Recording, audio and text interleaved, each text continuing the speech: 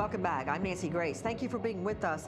While we know a lot about the suspect, that he was a big city architect who lived in his childhood home in Massapequa Park since childhood, just 6 miles from where 11 women found dead, we know very little about his wife of 25 years, Asa Ellerup, his daughter, and his stepson. So how could they, his wife and his adult daughter, not know their husband and father was allegedly behind these gruesome killings? And when neighbors say they're not surprised, how could the family be surprised? Well, with us right now is Carrie Rosen. Her father, the notorious BTK killer, bind, torture, kill, blamed for 10 murders in Kansas between 1974 and 1991. Now, BTK is a moniker he gave himself in letters to the media and to the police, and of course it stands for bind, torture, kill. Carrie, thank you for being with us. Thanks for having me. I appreciate it. Is it difficult, hard, painful for you to talk about your dad, Dennis Rader?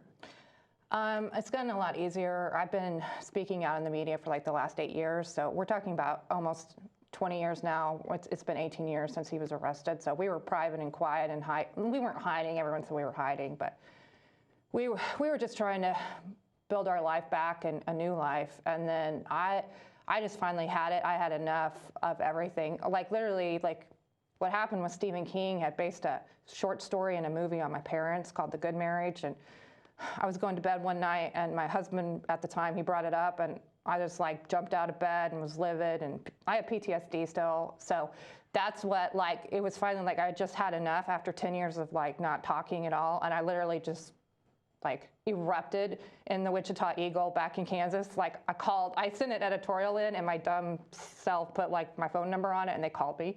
And the next morning I was like international news, because I didn't even know like I was news. Was the trigger the Stephen King movie? It was just like the straw that broke the camel's back, right? What about that movie? Well, it's because one, he had based it on both my parents, right, and my mom.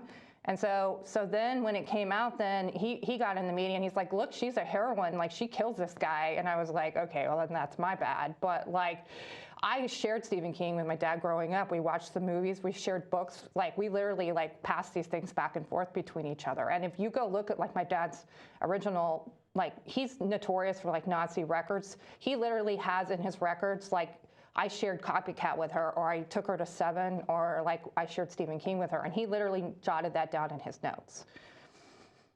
I'm just trying to take in everything you're saying to me about your dad and trying to reconcile that with the fact that I know that your dad is Dennis Rader, bind, torture, kill. Have you ever looked at the crime scene photos? Have you let yourself do that? Yeah, just recently. I don't think you should look at them. Well, there's reasons. There's cold cases being looked at with him. Like, it's a whole nother story. We'll get into sometime. So there's reasons right now. I'm like literally helping with the active investigations right now. So how did you get involved in the Gilgo case? Oh my goodness, Nancy. So what happens is, like, there aren't that many of us kids that talk, right? Melissa Moore does, I do. There's not that many. It's getting better. And like, I'm hoping that because Melissa's talking and I'm talking, like, we're trying to normalize things, right? I mean, obviously it's never normal to be a kid of a serial killer, but we're not alone. And basically people are saying, hey, you're the welcome wagon now. Like Rex Heuermann's family are experiencing like the worst days of their life. Just total trauma, upending, like completely imploded. And somebody goes, okay, here comes Rawson on the night of the arrest, and she's the welcome wagon, like to one of the worst clubs you could ever imagine. And so literally people just come to me now because, you know, I try to speak, I write, I advocate, I speak up for like crime victims, you know, on both sides, but I'm trying to speak up for the criminal family because we're victims too.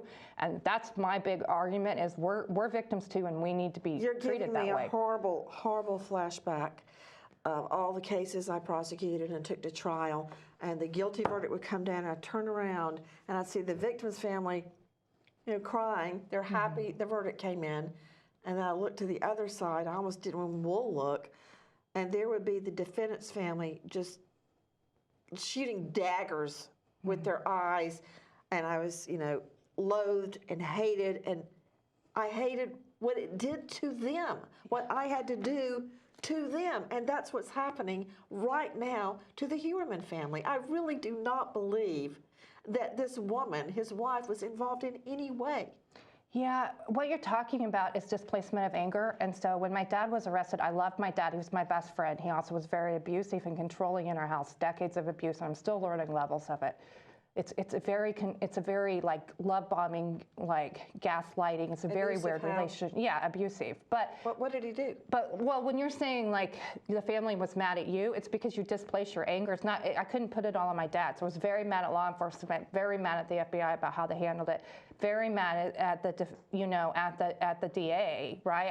It's just because you're displacing anger, because it's like you guys took my dad away. It's a very childish thing, but that's how it feels. Like you're taking my dad away. You came into my house, you ruined our lives, and it's a displacement of anger. It's a coping mechanism, and later you realize, no, these guys are all on the same team, and it's your dad's fault. How was your dad abusive in the home? Just decades of verbal control, emotional control, coercive control, like when I was little, he snapped a belt at me when I was 4. Now we found out. Yeah, he took the belt off and he snapped it at me when I was 4 for doing something. And like once he was arrested, we found out he had strangled Nancy Fox with a belt. Now we're talking about Huerman with a belt, that kind of stuff. Like Dad literally took his belt off, strangled Nancy Fox, and then put the belt back on. So it's just things like that. Even so if he, it was stupid things, like he comes home to lunch, he's OCD every day at noon, have lunch, say we're teenagers, we're working, we all have lunch at the same time. We're literally whoever gets to the leftovers gets the best leftovers. Well, you had to let Dad have the leftovers. You couldn't even be in that kitchen with him because he had to control the kitchen, and then he had to sit in the one chair. And so if he was home, you did not sit in Dad's chair. So by the time I was able to walk and talk, I knew to be careful with Dad at times, and other times he came home and he was normal, and other times he came home and I didn't know who he was. I was listening to Macedonio speaking, the lawyer for Huerman's wife, Ellerup, and he indicated that there were big problems in the marriage before he became the Gilgo Beach killing suspect. And when you're saying this about your dad, BTK, Dennis Rader, bind, torture, kill, it's like an echo. And it makes me go back to the question, how do you not know something is so horribly wrong? I mean, you got to go back to, you got to look at families, all of these families all over the country, just not in these situations of serial killers, of violence, domestic abuse, sexual abuse, physical abuse. My dad physically abused my brother twice in front of us when he was a young adult. He tried to strangle him in front of us, okay? That happened. I was 18. Mom and I pushed Dad off my brother. My brother's 21, right? The kitchen table's broke. There's spaghetti sauce all over the floor. There's just this disaster. My mom sends my dad outside. We clean it up. We never talked about that again. And my dad literally worked down the hall from the Park City Police. And we were upstanding in the community. We have relationships with the police. Why did we not go, what's happening to that level that we're managing it to that? And I literally blacked that out, and I didn't remember until after Dad was arrested. And then I go, hey, he tried to strangle my brother. And it was I had memory hold that. So there's you have to bring in trauma therapists, forensic psychologists, victim advocacy into these families as soon as there's an arrest. And you need to, Laura Richards is saying you have to screen these families pronto, because for me, the FBI came in, one interview, 1 hour, a few phone calls, and then it's goodbye, we got to go catch the next guy. And the FBI has never spoken to me since. And I was told by Richards that the FBI is saying, back in 2005, she said, was this family abused? And they said, no, there was no abuse. But is that still in their records? I don't know. And so when you're talking about the Huermans, of course, we don't know the levels of what's gone through, but we're hearing some stories about the first wife and a short marriage. I mean, it would be great if somebody could talk to her. I mean, the family is your one of your best avenues of evidence and information, right? When were you traveling? What are your finances? Where's the land? My mom ran all the finances and controlled all that. If the law enforcement isn't talking to the family, they're making a mistake. But then the problem then when I said when you get angry is like, they come in and of course they had to toss the house because they needed to find all that evidence, right? So then that messes up your relationship and then you don't want to help. But like that family's your best resource in my opinion. What do you make of the suspicion that has been cast on Heuermann's wife, Asa Ellerup, because her hair is reportedly on some of the victims? Asa's hair, as far as we know, is a trace evidence, right? I have cats at home. If one of you guys would swab my clothes, I bet you would find cat hair right now. Did my cat commit a crime? No.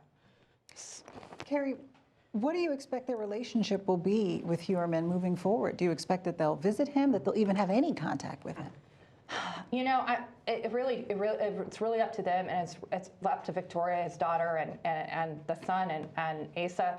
Literally, my reality was that I started writing my dad within like a week. We knew he was guilty though, so we had a different situation. My dad confessed over 30 hours. The FBI called us. They said, we're finding stuff in the house. So we were coming from a place, we actually had more knowledge than the public did or the media did, right? And so we were coming from this place, and we were literally writing him, calling him, visiting him, saying, look, guy, we know you're guilty. We know you know, man up and take a plea. And so Rex's family, like they have every right. They have every right to be in contact with him, go visit him, write him, sit behind him in court, or they have every right to never speak to him again and divorce him. And man, I was proud of her for like, she was signaling like, I'm done here. I was really proud of that. My mom did that right after my dad pled guilty. My mom stayed in contact with him, helped him get to that plea. As soon as he took it, she filed emergency divorce and she never spoke to him again. Are you still in touch with your dad then? Oh goodness, Nancy. We used to write like all the time. And then when I got pregnant in 2007, I was going through trauma therapy. I thought it was insane. I had PTSD. I got really protective of, you know, my unborn baby. So then there were 5 years, no contact. Then I ended up forgiving my dad, like through faith. That was for me. And then, of course, I erupted in the media. As soon as I erupted in the media in 2014, here comes Dad, like that narcissist, the pathological liar. He had to show up and get that spotlight, and that's what we're seeing with Rex. Rex gets arrested, now here comes Dad. Koberger gets arrested, here comes Dad. Didn't your dad, BTK, Dennis Rader, state that Heuermann is a clone of him? Is that real? Did he actually say that? And why in the hay is he injecting himself in this? Well, he's a narcissist. He's a sexual sadistic psychopath. He's a pathological liar, and he's a narcissist. You got to start there with Dad. I don't imagine that Rex is that far from them. They both strangle. They both bind. They probably torture. Now, Dad never dismembered, but so we don't even know about Manorville right now, right? Like my dad wants the attention back. He's 77. He's rotting in prison. He's shriveled up, and he wants the attention back. He does have a point. They both were arrested at 59. Both married. Both have kids. Both have similar MOs, but very different with how they found their victims. Dad trolled and stalked. He didn't always even know his victim's name until after they were murdered and they were in the paper. Very different connections. And if there's dismemberment, then we're talking about a completely different, what I call critter, than my dad. Kerri, do you think, you know, your dad said that he's a clone, Rex is a clone of him. Do you think there's a potential, if Rex is in fact guilty of this, being a narcissist himself, do you think he confesses like your dad did? Does he come forward and tell us if there's anybody else? If Rex has confessed, I think the best window would have been before he lawyered up, because once they're lawyered up, it doesn't really, the lawyer will not let them. Like they'll Miranda, like, and they won't. And so if he confessed, it would have been that night before the news came out, right? And he was asking, am I news? You know, my dad played games with the news for 30 years.